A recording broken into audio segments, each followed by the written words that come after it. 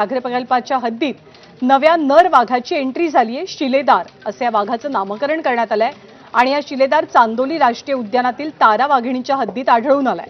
याआधी शिलेदार सिंधुदुर्ग जिल्ह्यामधल्या आंबोली इथल्या वनखात्याच्या कॅमेऱ्यात दिसला होता। मग गेल्याच वर्षी शिलेदार राधानगरीच्या अभयारण्यामध्ये टिपला गेलेला। आता सह्याद्री व्याघ्र प्रकल्पात स्थानांतर उपक्रमाअंतर्गत चंदा, तारा आणि हिरकणी या वाघिणी आणण्यात आल्यात। तर बाजी, सुभेदार आणि सेनापती हे 3 नर वाघ आहेत।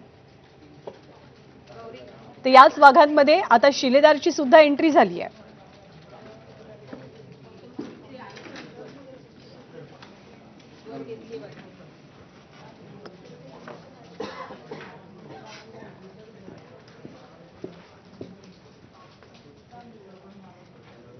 आणि पुढची दृश्य ही आंध्र प्रदेशातल्या गुंटूर मधली दृश्य आहेत।